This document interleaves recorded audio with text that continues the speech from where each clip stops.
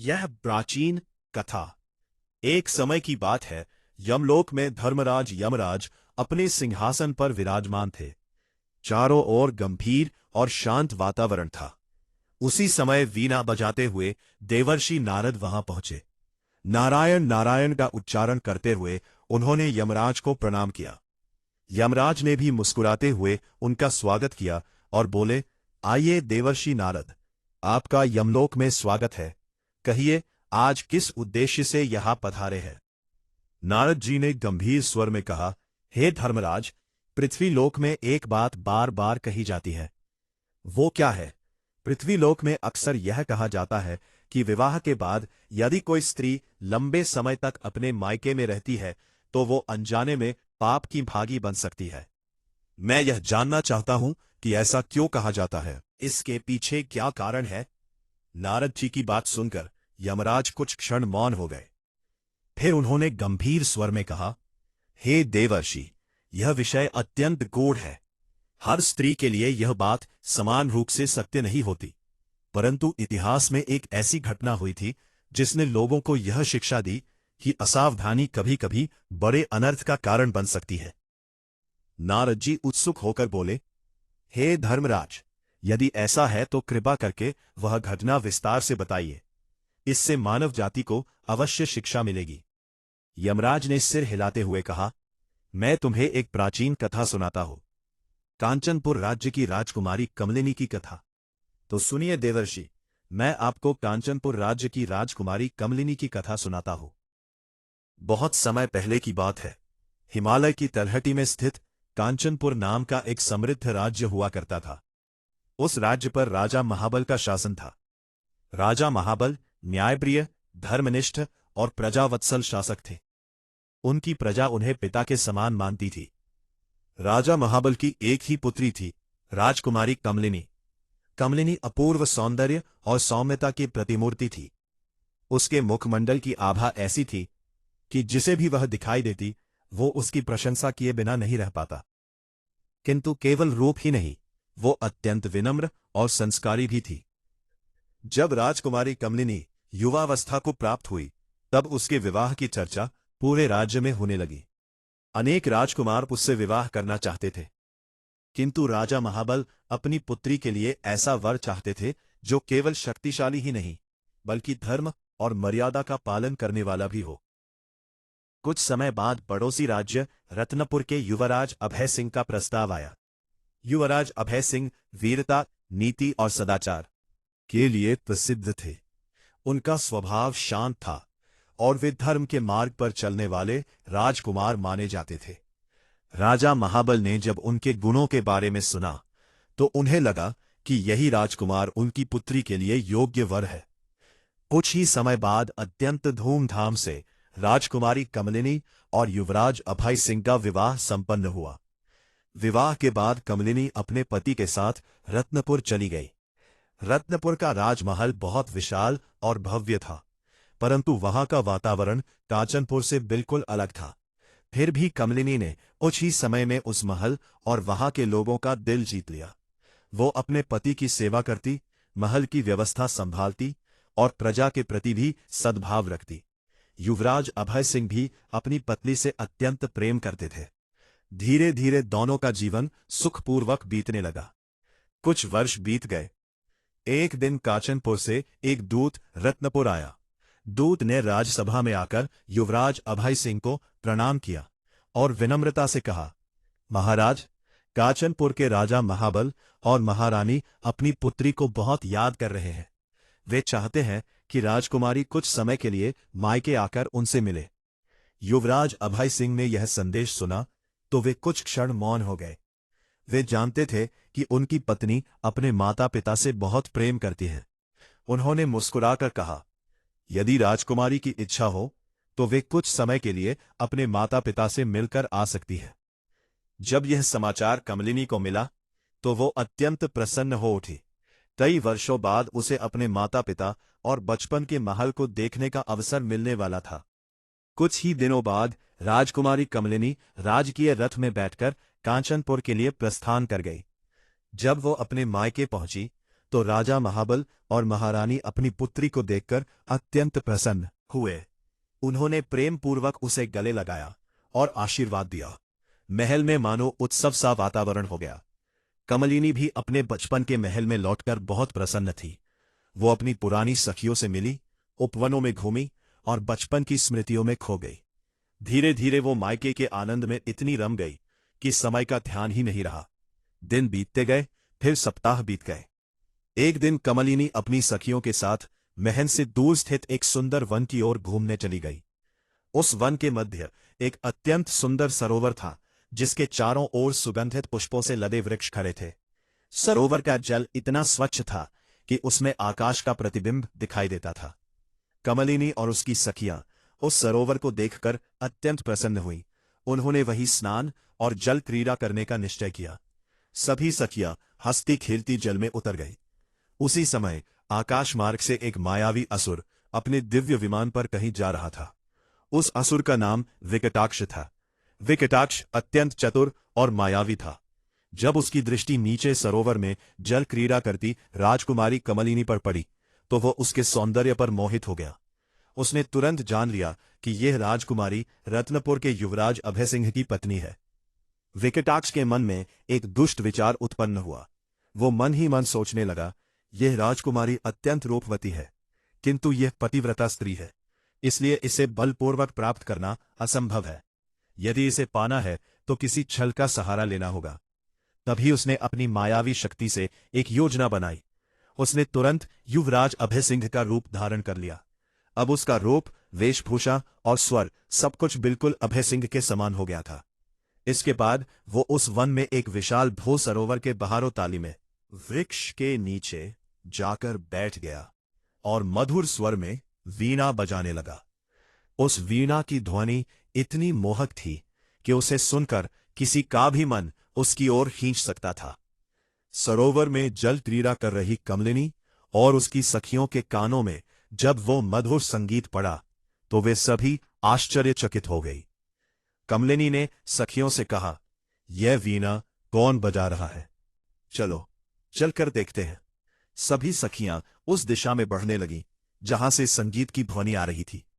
कुछ ही देर में वे उस वृक्ष के पास पहुंच गईं। जैसे ही कमलिनी की दृष्टि उस व्यक्ति पर पड़ी, वह अचानक ठिठक गई। वो व्यक्ति हूबहू उसके पति युवराज अभय सिंह जैसा दिखाई दे रहा था। कमलिनी के मन में आश्चर्य और प्रसन्नता दोनों उत्पन्न हुए। वो मन ही मन सोचने लगी, मेरे स्वामी यहां कैसे आ गए? क्या वे मुझे लेने स्वयं यहां आए हैं? तभी उस व्यक्ति ने मुस्कुराकर कहा, प्रिय कमलिनी, मैं तुम्हें लेने स्वयं यहां चला आया हूं। प्रिय कमलिनी, मैं तुम्हारे बिना नहीं रह पा रहा था, इसलिए तुम्हें लेने स्वयं यहां चला आया। अपने पति जैसे दिखने वाले उस व्यक्ति के प्रेमपूर्ण शब्द सुनकर कमलिनी का हृदय प्रेम से भर गया। उसे लगा कि उसका पति वास्तव में उससे बहुत प्रेम करता है। उसकी सखियां भी यह देखकर मुस्कुरा रही थीं। उन्हें लगा कि युवराज अपनी प्रिय पत्नी को लेने स्वयं आए हैं। तभी उस व्यक्ति ने कहा, कमलिनी, यहां वन में बहुत लोग हैं, चलो थोड़ी देर उस ओर चलते हैं, वहां एकांत है, हम आराम से बातें कर सकेंगे। कमलिनी ने बिना किसी संदेह के उसकी बात मान ली। उसे लगा कि उसका पति उससे अकेले में बातें करना चाहता है। दोनों धीरे धीरे वन के भीतर की ओर बढ़ने लगे। कुछ दूर जाकर वे घने वृक्षों से घिरे एक स्थान पर पहुंच गए, जहां चारों ओर सन्नाटा था। जैसे ही वे वहां पहुंचे, उस मायावी असुर ने अचानक कमलिनी का हाथ पकड़ लिया और उसे अपनी ओर खींच लिया। कमलिनी थोड़ी चौंकी, पर उसे लगा कि यह उसके पति का स्नेह है। वो लज्जा से झुक गई और चुपचाप खड़ी रही। उस क्षण वह यह नहीं समझ सकी कि जिसके सामने वह खड़ी है वह वास्तव में उसका पति नहीं बल्कि एक दुष्ट मायावी असुर है, और उसके जीवन की सबसे बड़ी विपत्ति बस कुछ ही क्षण दूर खड़ी है। उस असुर ने अपने छल से कमलिनी के साथ ऐसा व्यवहार किया मानो वो उसका पति हो। उस समय कमलिनी को बिल्कुल भी संदेह नहीं हुआ, क्योंकि वह उसी रूप में था जिससे वह सबसे अधिक विश्वास करती थी। कुछ समय बाद जब वह दुष्ट अपनी इच्छा पूरी कर चुका, तब कमलिनी को अचानक कुछ अजीब लगा। उसे अपने पति के शरीर पर एक विशेष चिन्ह की याद आई जिसे वह भली भांति पहचानती थी। शरीर पर वो चिन्ह नहीं था, यह देखकर कमलिनी का हृदय धड़क उठा। उसने घबराकर उस व्यक्ति को ध्यान से देखा। अब उसे लगने लगा कि कुछ ना कुछ बहुत बड़ा छल हुआ है। वह तुरंत पीछे हट गई और कांपती हुई आवाज में बोली, तुम कौन हो? सच सच बताओ, तुम मेरे स्वामी नहीं हो? यह सुनते ही वो व्यक्ति जोर से हंस पड़ा। उसकी हंसी इतनी भयानक थी कि आसपास का वातावरण कांप उठा। अगले ही क्षण उसका रूप बदलने लगा। उसका तेजस्वी चेहरा विकृत हो गया, आंखें लाल हो गईं और शरीर विशाल बदलने लगा। कुछ ही पल वो भयंकर राक्षस के रूप में सामने खड़ा था। कमलिनी यह दृश्य देखकर भय से कांप उठी। उसकी आंखों से आंसू बहने लगे और वह क्रोध से भरकर बोली, अरे दुष्ट, तू कौन है जिसने मेरे स्वामी का रूप धरकर मेरे साथ इतना बड़ा छल किया? तूने एक पतिव्रता स्त्री का अपमान किया है। तू घोर पापी है। मैं तुझे अपने श्राप से नष्ट कर दूंगी। उस राक्षस ने हंसते हुए कहा, सुंदरी, क्रोध करने से पहले अपने दोष पर भी विचार कर लो। कमलिनी ने क्रोध से कहा, मेरी क्या भूल है? तूने मेरे साथ छल किया है। राक्षस बोला, मैं राक्षस हूं। छल और कपट मेरा स्वभाव है। मैंने वही किया जो मेरे स्वभाव में है, परंतु तुमने पतिव्रता होकर कौन सा धर्म निभाया? कमलिनी यह सुनकर क्रोधित हो गई। वह बोली, मैंने अपने पति का कभी अपमान नहीं किया। मैं मन, वचन और कर्म से उन्हीं के प्रति समर्पित हूं। राक्षस हंसकर बोला, यदि ऐसा होता तो तुम मुझे पहचान लेती। उसने आगे कहा, सच्ची पतिव्रता स्त्री अपने पति को रूप से नहीं बल्कि उसकी आभा और सुगंध से पहचान लेती है, परंतु तुम अपने मायके के सुख में इतनी खो गई कि अपने पति का स्मरण ही भूल गई। यह शब्द सुनकर कमलिनी स्तब्ध रह गई। राक्षस फिर बोला, जिस क्षण तुमने अपने पति का घर छोड़कर मायके में रहने का आनंद लिया, उसी क्षण तुम्हारे पतिव्रत की शक्ति कमजोर हो गई। तभी तुम मेरे छल को पहचान नहीं सकी। यह सुनकर कमलिनी का क्रोध धीरे धीरे पश्चाताप में बदलने लगा। उसे अपनी भूल का आभास होने लगा। लेकिन उस राक्षस ने एक और भयानक बात कही, अब जो हो चुका है उसका परिणाम तुम्हें अवश्य भोगना पड़ेगा। वो बोला, मेरे इस कर्म के फलस्वरूप तुम्हारे गर्भ से एक ऐसा पुत्र जन्म लेगा जो अत्यंत शक्तिशाली होगा, परंतु उसका स्वभाव क्रूर और भयानक होगा। उसका नाम सुनकर लोग कांपेंगे। यह कहकर वह राक्षस जोर से हंसा और अचानक आकाश में विलीन हो गया। वन में फिर से सन्नाटा छा गया। कमलिनी वही भूमि पर बैठकर रोने लगी। उसी समय उसकी सखियां उसे खोजते खोजते वहां पहुंच गई। उन्होंने जब कमलिनी को इस अवस्था में देखा तो वे घबरा गई। कमलिनी ने रोते रोते उन्हें पूरी घटना बता दी। सुनकर स्तब्ध रह गईं। वे तुरंत उसे लेकर महल लौट आई। महल पहुंचते ही यह समाचार सुनकर राजा महाबल और महारानी के पैरों तले जमीन खिसक गई। वे अपनी पुत्री को इस अवस्था में देखकर रो पड़े। राजा महाबल पछताते हुए बोले, हाय, यह मैंने क्या कर दिया? यदि मैं अपनी पुत्री को मायके ना बुलाता तो यह अनर्थ कभी नहीं होता। तुरंत निर्णय लिया गया कि राजकुमारी को उसके पति के पास वापस भेज दिया जाए। कुछ ही दिनों बाद कमलिनी भारी मन से रत्नपुर के लिए रवाना हो गई, परंतु उसके हृदय में एक गहरा भय समाया हुआ था।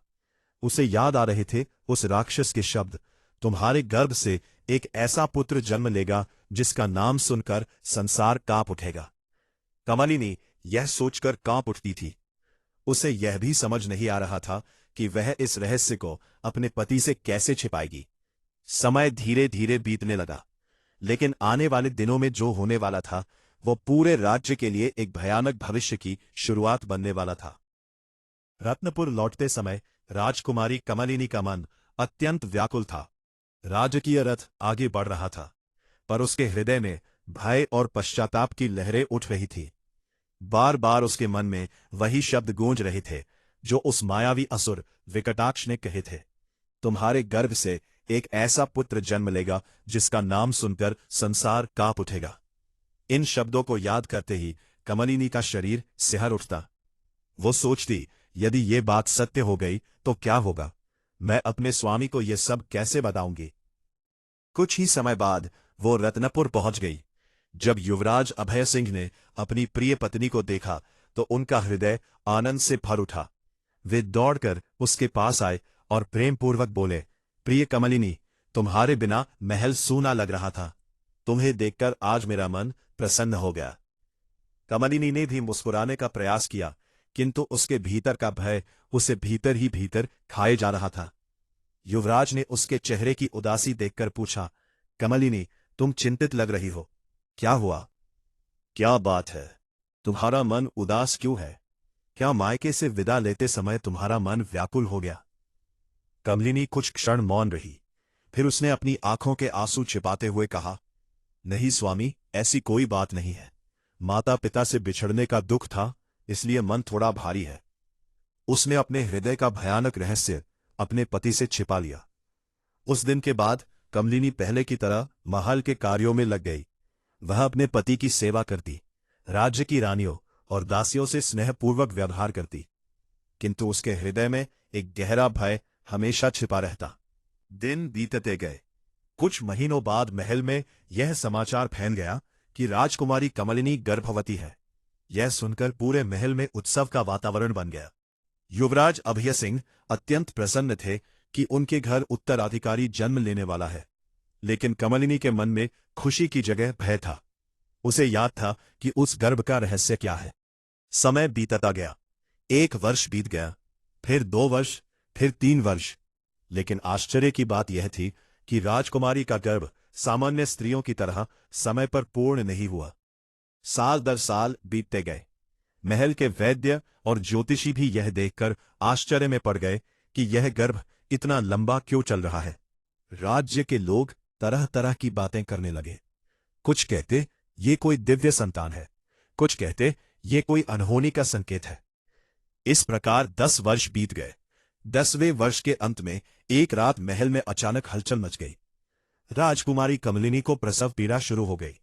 पूरे महल में चिंता और उत्सुकता का वातावरण था। कुछ समय बाद एक बालक का जन्म हुआ, लेकिन उस बालक को देखते ही सभी लोग भयभीत हो उठे। वह कोई साधारण बालक नहीं था। उसकी आंखें लाल अंगारों की तरह चमक रही थी और उसका चेहरा असामान्य रूप से तेजस्वी और भयानक था। जन्म लेते ही उसने इतनी जोर से चीख मारी कि पूरे महल में गूंज उठी। महल के ज्योतिषियों को बुलाया गया। उन्होंने उस बालक की कुंडली देखकर कहा, यह बालक भविष्य में अनेक लोगों के लिए शक्तिशाली होगा, लेकिन इसका स्वभाव अत्यंत कठोर और क्रूर होगा। यदि इसे धर्म का मार्ग न मिला तो यह भविष्य में अनेक लोगों के लिए संकट का कारण बन सकता है। ये सुनकर युवराज अभय सिंह और राजकुमारी कमलिनी दोनों स्तब्ध रह गए। कमलिनी को तुरंत उस असुर की बात याद आ गई। उसकी आंखों से आंसू बहने लगे। वह समझ गई कि उस दिन वन में जो हुआ था उसी का यह परिणाम है, लेकिन अब जो होना था वो हो चुका था। उसी समय कथा सुनाते सुनाते यमराज ने देवर्षि नारद की ओर देखा और गंभीर स्वर में कहा, हे देवर्षि, यही उस घटना का परिणाम था। एक छोटी सी असावधानी ने आगे चलकर एक ऐसे बालक को जन्म दिया जिसने भविष्य में अनेक संकट पैदा किए। नारद जी ने गंभीर होकर पूछा, हे धर्मराज, तो क्या यही कारण है कि मायके में रहने वाली स्त्रियों को पाप का भागी कहा गया है? यमराज ने उत्तर दिया, हे देवर्षि, हर मायके में रहने वाली स्त्री पाप की भागी नहीं होती, लेकिन जब स्त्री अपने पति के घर और धर्म को भूलकर केवल मोह और सुख में डूब जाती है, तब उसका विवेक कमजोर हो सकता है। उसी समय वो किसी बड़े छल का शिकार भी हो सकती है। यमराज ने आगे कहा, इसलिए विवाह के बाद स्त्री और पुरुष दोनों का कर्तव्य है कि वे अपने संबंध की मर्यादा और विश्वास को बनाए रखें। सतर्कता और धर्म का पालन ही जीवन को सुरक्षित और सुखी बनाता है। ये सुनकर देवर्षि नारद ने हाथ जोड़कर कहा, हे धर्मराज, आपने मेरी शंका दूर कर दी। ये कथा सचमुच मानव जाति के लिए एक महान शिक्षा है।